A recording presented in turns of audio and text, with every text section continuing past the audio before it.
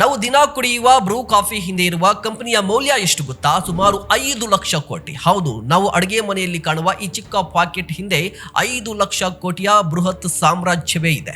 ಇದರ ವಾರ್ಷಿಕ ಆದಾಯ ಬರೋಬ್ಬರಿ 64,000 ಕೋಟಿಗೂ ಹೆಚ್ಚು. ನಮಸ್ಕಾರ, ನೀವು ನೋಡ್ತಾ ಇದ್ದೀರಾ ಸುಮನ್ ಟಿವಿ ಬಿಸ್ನೆಸ್. ನಾನು ಮಹೇಶ್ ದಂಡು.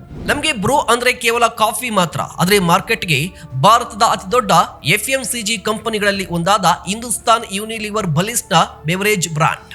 ಈ ಬ್ರೂ ಹಿಂದೆ ಇರುವ ಕಂಪನಿ ಹಿಂದೂಸ್ತಾನ್ ಯೂನಿಲಿವರ್ ಲಿಮಿಟೆಡ್. ಈ ಕಂಪನಿಗೆ 90 ವರ್ಷಗಳ ಇತಿಹಾಸ ಇದೆ.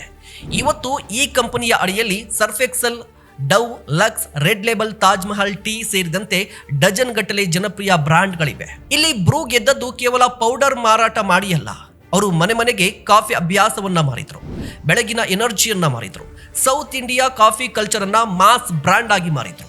60ರ ದಶಕದಲ್ಲಿ ಭಾರತದಲ್ಲಿ ಇನ್ಸ್ಟೆಂಟ್ ಕಾಫಿ ಸಂಸ್ಕೃತಿ ಹೆಚ್ಚಾಗಿ ಇರಲಿಲ್ಲ. ಇದನ್ನ ಗಮನಿಸಿದ ಕಂಪನಿ 1960ರಲ್ಲಿ ಬ್ರೂ ಕಾಫಿ ಲಾಂಚ್ ಮಾಡಿತು. ಅಲ್ಲಿಂದ ಬ್ರೂ ಯಶಸ್ಸಿನ ಪ್ರಯಾಣ ಆರಂಭ ಆಯಿತು. ಆದ್ರೆ ಈ ಜರ್ನಿ ಸುಲಭವಾಗಿರಲಿಲ್ಲ. ಬ್ರೂಗೆ ದೊಡ್ಡ ಸವಾಲು ನೆಸ್ಕೆಫೆ ಎಂಬ ಬಲಿಷ್ಠ ಸ್ಪರ್ಧೆ.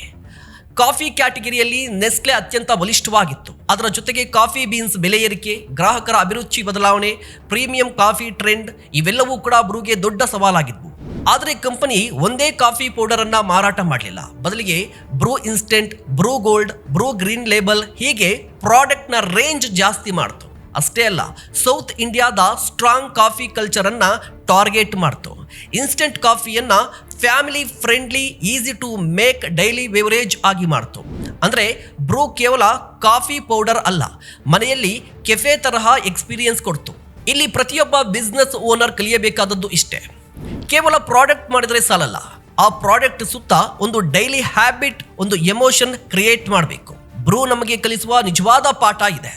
ಪ್ರಾಡಕ್ಟ್ ಚಿಕ್ಕದಾಗಿದ್ರೂ ಅದು ಕಸ್ಟಮರ್ನ ಅಭ್ಯಾಸವಾದ್ರೆ ದೊಡ್ಡ ಸಾಮ್ರಾಜ್ಯವನ್ನ ಕಟ್ಟಬಹುದು ಅಂತ. ನೀವೇನು ಹೇಳ್ತೀರಾ? ದಯವಿಟ್ಟು ಕಮೆಂಟ್ ಮಾಡಿ. ಇಂತಹ ಮತ್ತಷ್ಟು ಕಂಟೆಂಟ್ಗಾಗಿ ನೋಡ್ತಾ ಇರಿ ಸುಮನ್ ಟಿವಿ ಬಿಸ್ನೆಸ್.